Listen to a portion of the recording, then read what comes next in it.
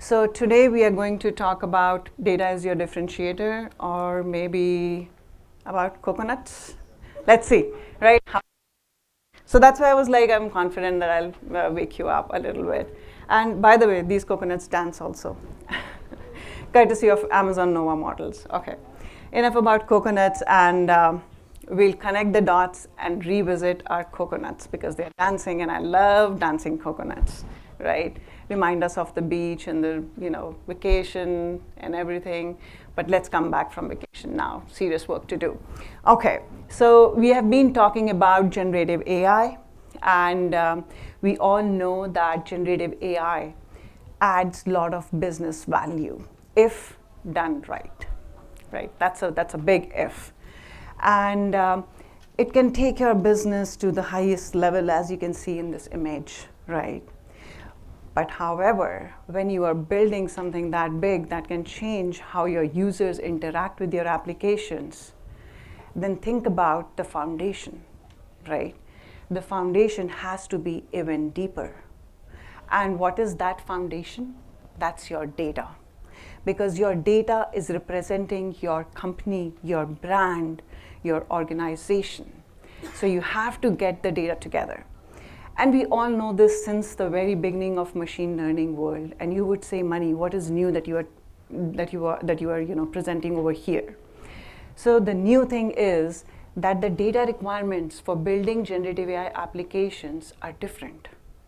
Generative AI is different, and so there are special treatment that you need to give to the data based on your application and the business requirements.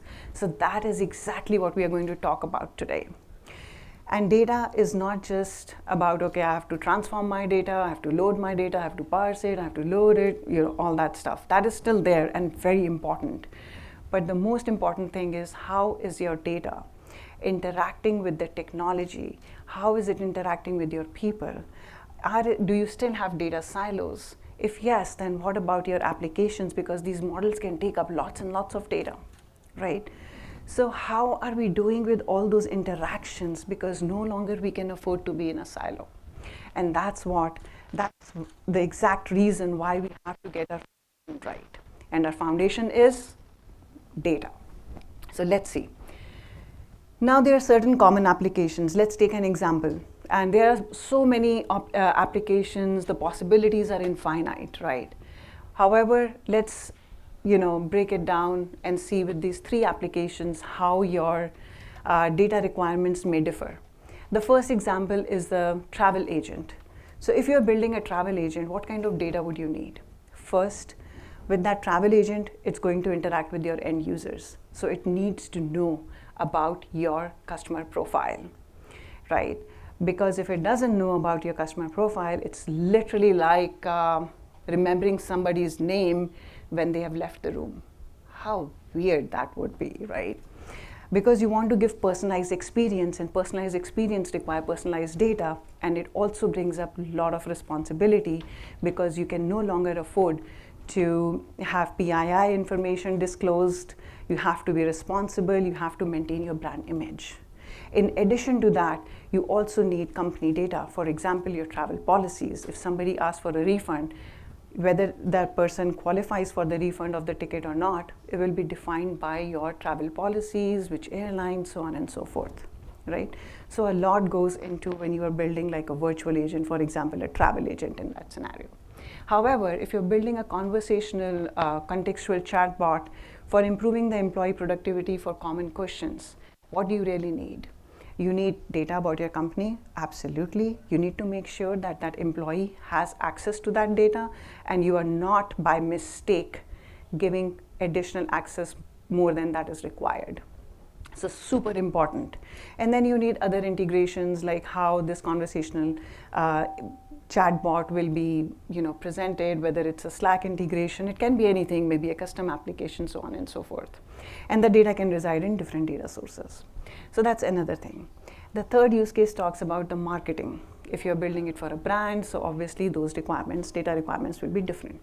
So now that we have established that our data requirements will be different for different use cases. So now let's take a deeper dive and double click on the travel agent. Let's say I have a travel agent. What do I need? First, we have all know about the prompting. I'm not going to repeat that in this session. So you need a prompt, you need a system prompt, plus your user queries, and your user queries will become part of your prompt, right? So the query will be passed into. That's again your data. The instructions is your data. And sometimes you can have like a prompt catalog or a template based on different requirements. Your agent might choose to pick up a specific prompt. Who knows? The way you design or the way your business requirements are will derive how the design will look like. Then the second third is context. Now this context is no longer static. It's coming from your data again, right? And the data can be different data services, data sources. And then the model that you are using. Maybe you're using out of the box model, but maybe you have fine-tuned the model. Again, you need data for training your model, representing your company. So you need data in every step before you can get meaningful output. Now, one thing that is not mentioned over here is the responsible AI part, which I'm not losing sight of, and I'm going to talk about it, but just in a moment.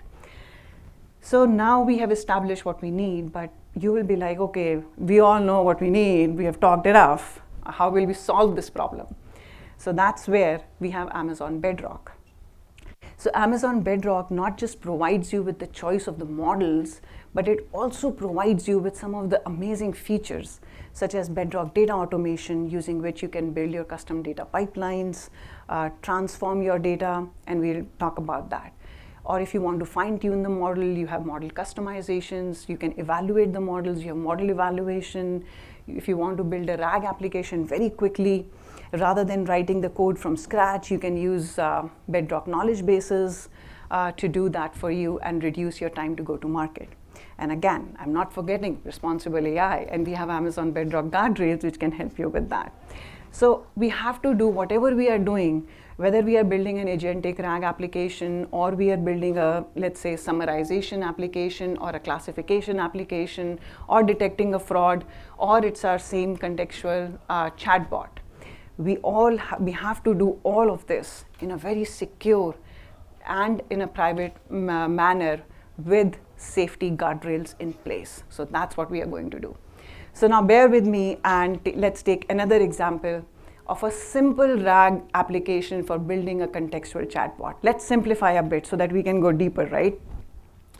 So let's say you want to build a chat application. What would you need? Data.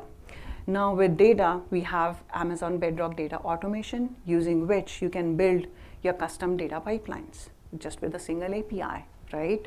That's amazing. Maybe you have data which is in the form of the videos or text or images. You need to comprehend those images because they have information. When I say images, I'm not talking about describing a portrait over here.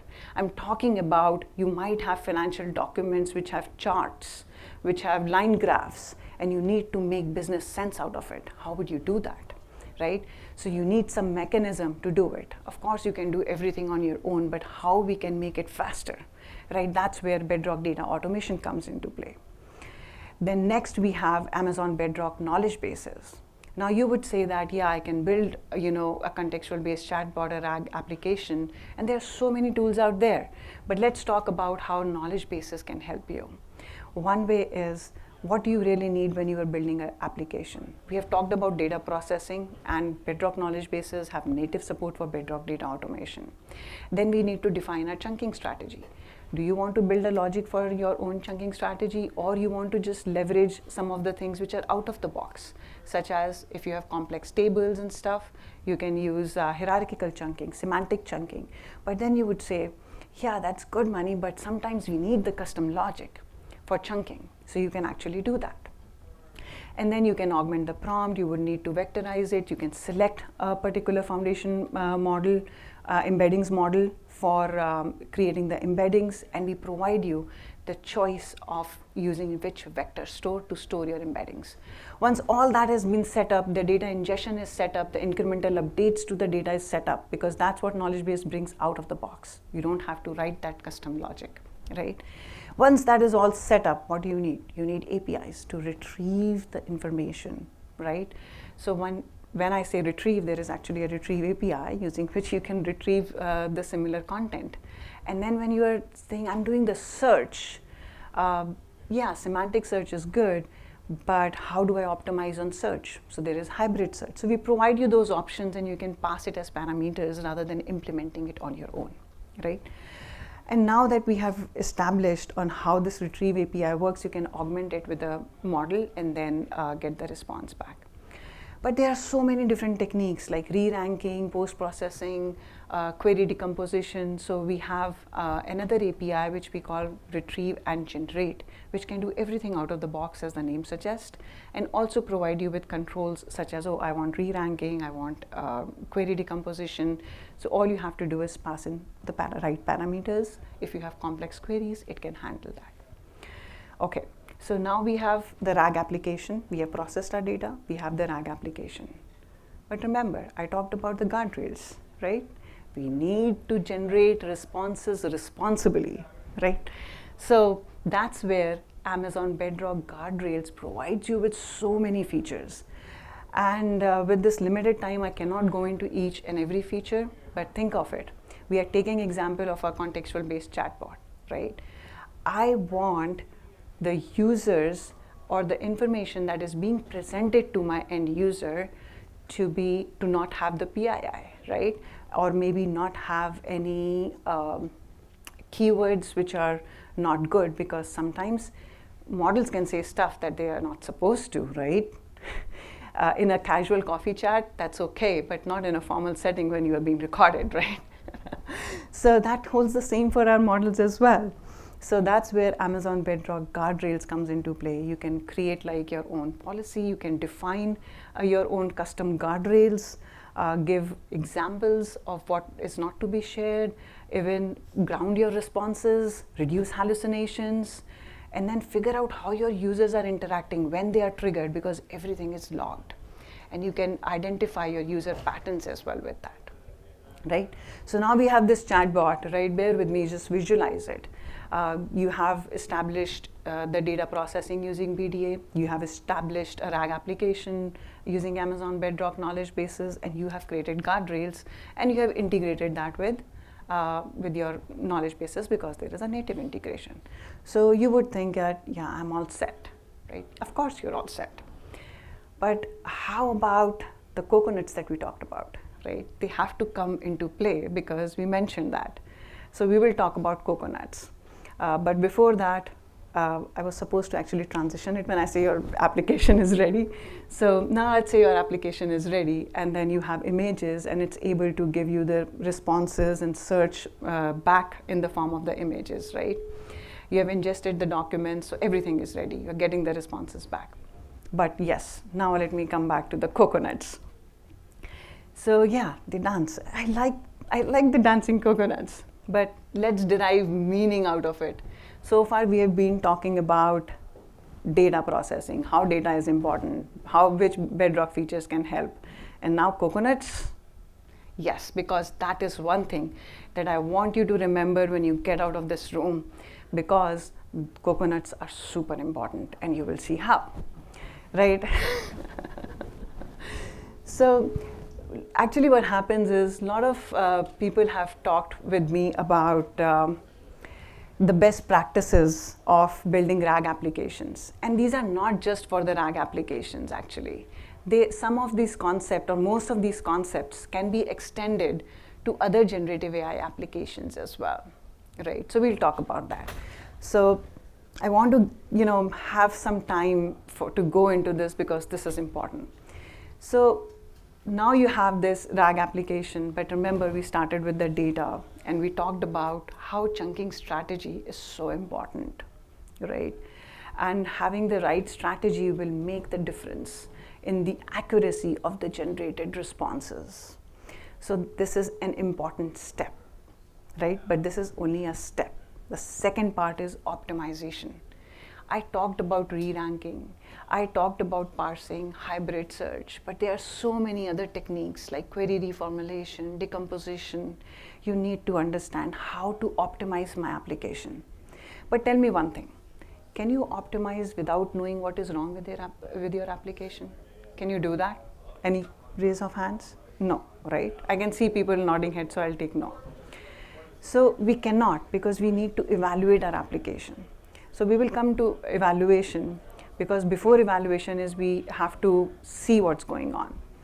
And also when we are talking about optimization, one is the optimizing the accuracy, the second is optimizing the cost, right? And also the latency. How do we do that? Because these are the three pillars of any generative application: performance, latency, cost, right? So how do we do that? One way of doing that is caching your results. So you can use semantic cache, which is caching. Why semantic?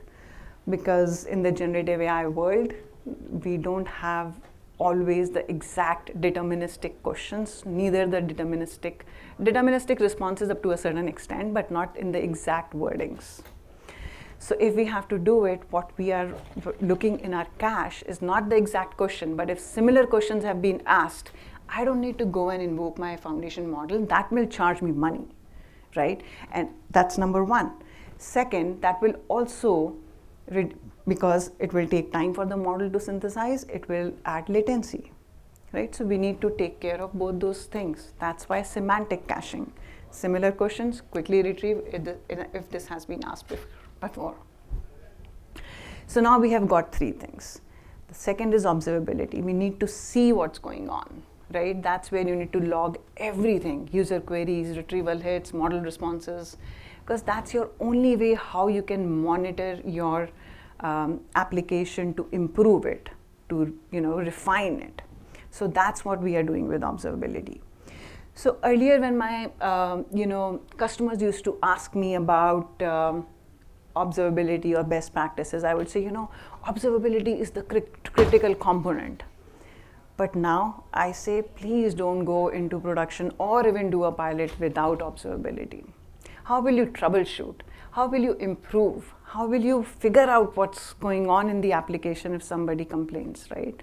So you need observability.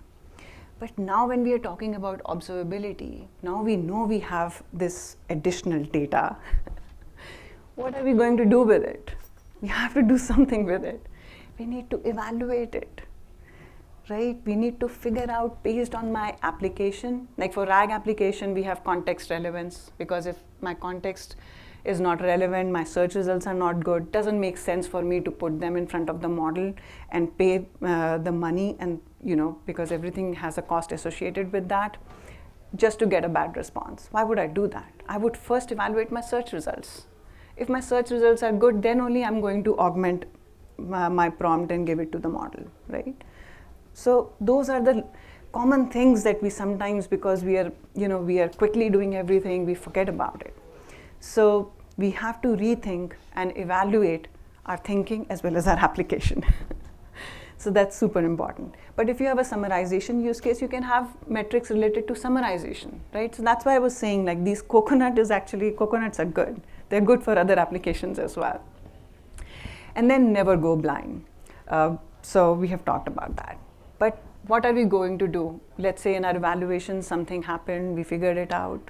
We need to update. We need to update what? Sometimes our data, because if our data is stale, our answers are stale. Sometimes we have to update our strategy. So again, coming back to optimization, right? And once you have done the updates, please don't feel that you are done and you have updated, it's all good. You need to test again. So one is you are evaluating your application, you have updated it, but then you also need to have a test suite. Because whenever you are doing this update, these evaluations have to be automatic. And if you have a defined path on how you are creating this test suite, the chances of you going wrong in your production application reduces. And the chances that you have a high quality application out there in production increases by manyfold. So test. And once you have tested and tested and tested your application, you're ready to crack your coconut. And that's how you will scale. So not just the coconut, we need coconuts. And once you have cracked your coconuts, you can decorate it and you can have your application into production and bear the fruits of success.